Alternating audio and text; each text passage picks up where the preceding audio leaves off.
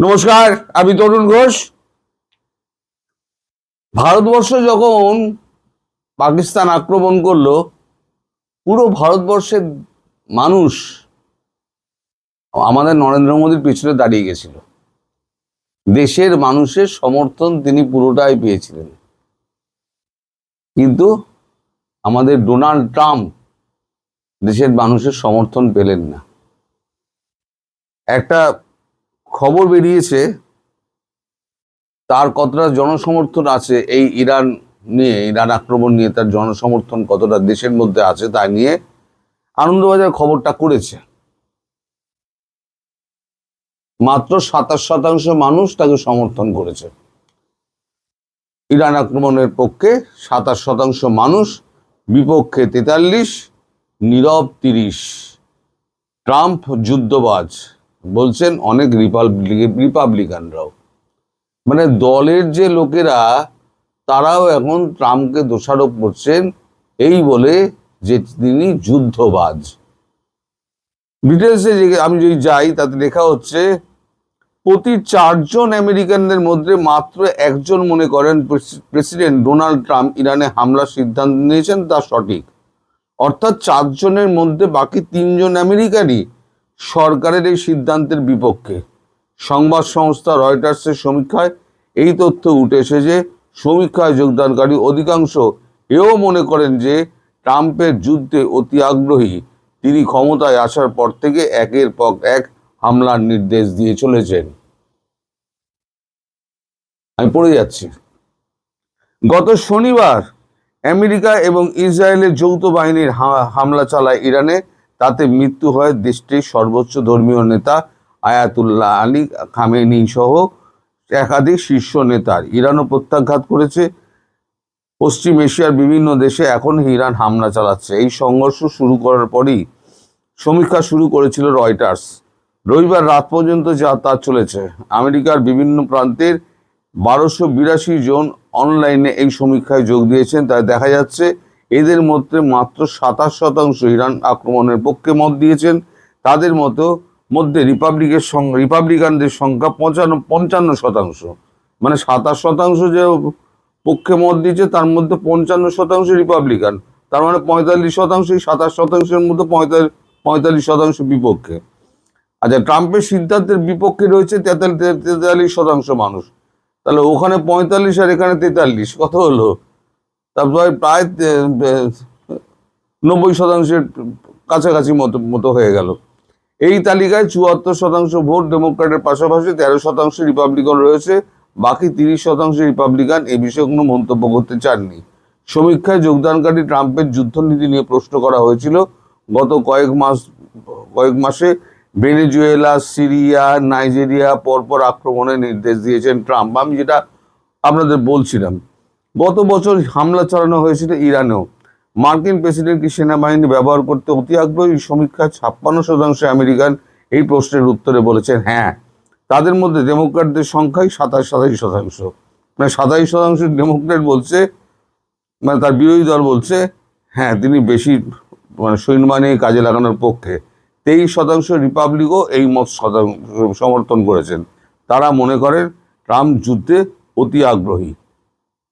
Iran হামলার 3 মার্কিন সেনা জওয়ানের মৃত্যু হয়েছে বলে রবিবার স্বীকার করেছে আমেরিকা। এই স্বীকারোক্তির আগেই অবশ্য রয়টার্সের সমীক্ষা বন্ধ হয়ে গিয়েছিল।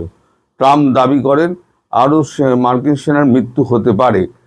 তার দলেরই 42% মানুষ জানিয়েছেন মার্কিন সেনার ক্ষতি হলে তারা ইরানে হামলা সমর্থন করবেন না।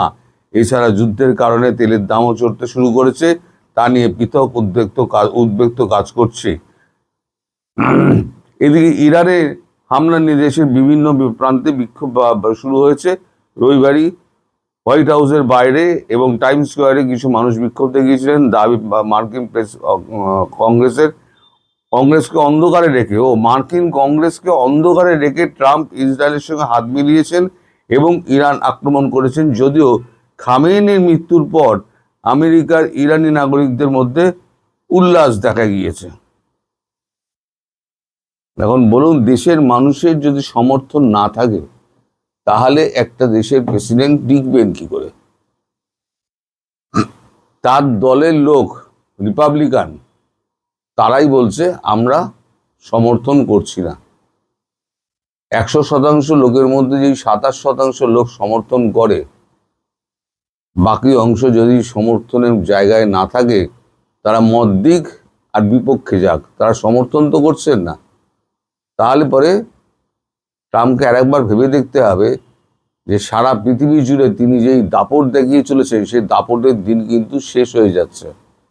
তিনি দেশের মধ্যেই কিন্তু নোবেল পুরস্কার পাওয়া তো দূরের কথা, দেশের মধ্যে তিনি বিতর্কিত হতে চলেছেন। আমি বলবো ট্রাম্প আরেকবার ভেবে দেখুন, তিনি যা করছেন তা কিন্তু তার পক্ষে খুব একটা সন্তোষজনক নয়, এবং ভবিষ্যতের পক্ষে কিন্তু অনেক প্রশ্নবোধক চিহ্ন রেখে যাবে ট্রাম্পের এই 4 বছরের শাসন। প্রথম 4 বছর, দ্বিতীয় টার্মের 4 বছর। দ্বিতীয় টার্মের 4 বছর কিন্তু অধিক প্রশ্নবিদ্ধ হবে, কারণ এর মধ্যে রয়েছে মানে ট্যারিফ থেকে আরম্ভ করে যুদ্ধ পর্যন্ত সমস্ত কিছু। সারা বিশ্বের সঙ্গে সম্পর্ক নষ্ট, দেশে চরম মূল্যবৃদ্ধি, ধার বেড়ে গেছে। ট্রাম্পের দেশের এখন যা অবস্থা, ট্রাম্পের ইমিডিয়েটলি উচিত যুদ্ধ বন্ধ করে ট্রাম্পকে দেশের অর্থনীতিকে সিধে করার, যেটা তিনি না করে তিনি দাদাগিরি করতে যাচ্ছেন সৈন্যবাহিনী কাজে লাগিয়ে। এভাবে দাদাগিরি করে আপনি যদি মনে করেন দেশকে আপনি ওপরে তুলে নিয়ে যাবেন আর পৃথিবীকে আপনি কবজায় করবেন, তাহলে আপনি স্বপ্নের জগতে বাস করছেন। এখন সবাই কিন্তু শক্তিশালী, আগের মতো দিন নেই যে আমেরিকাকে সবাই ভয় করে চলবে। এখন সেই দিন পাল্টে গেছে। এখন আপনি আঘাত করলে পাল্টা আঘাত করার জন্য, খাওয়ার জন্য আপনি প্রস্তুত হয়ে থাকুন। কাঁচের ঘরে বাস করে ঢিল মারা যায় না।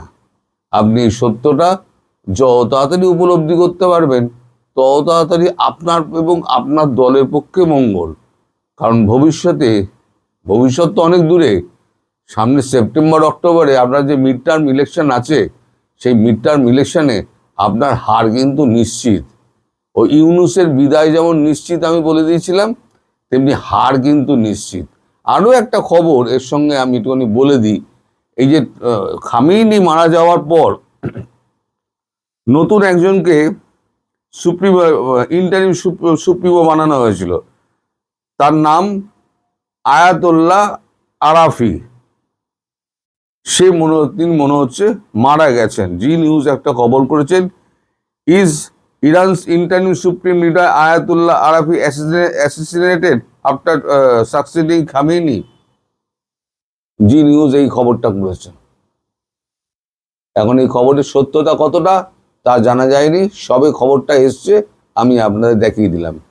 যদি এই অবস্থা চলে যে সুপ্রিম লিডার হবে তাকেই আমি শেষ করে দেবো, তাহলে পরে কিন্তু পৃথিবী একদিন বেঁকে বসবে। অলরেডি কিন্তু প্যালেস্টাইন কিন্তু ইরানের সঙ্গে যোগ দিয়েছে, কারণ প্যালেস্টাইনের সমর্থনে আছে কারা? হুতি আর হামাস আর আইএস। তারা কিন্তু প্যালেস্টাইনের হয়ে এইবারেতে আমেরিকার ওপরে, আমি যেটা বলেছিলাম, আর নইলে পরে ইসরায়েলের ওপরে হামলা চালাবে। দেখে নেবেন। শুধু নল ঘুরতে যা দেরি, আমি সকালবেলার ভিডিওতে বলেছি, নল ঘুরতে যা দেরি, নল ঘুরে যাবে। পৃথিবীর কালচক্র এভাবেই ঘুরতে থাকে, কেউ ওপরে কেউ নিচে, কেউ ওপরে কেউ নিচে। ট্রাম্প বুঝতে পারছেন না, আজ ওই শক্তি কারোর গায়ে ছিল, আজকে ট্রাম্পের কাছে আছে, কালকে অন্য কোনো দেশের গায়ে চলে যাবে। চিরস্থায়ী কিছুই নয়। সবাই ভালো থাকবেন দর্শক, নমস্কার।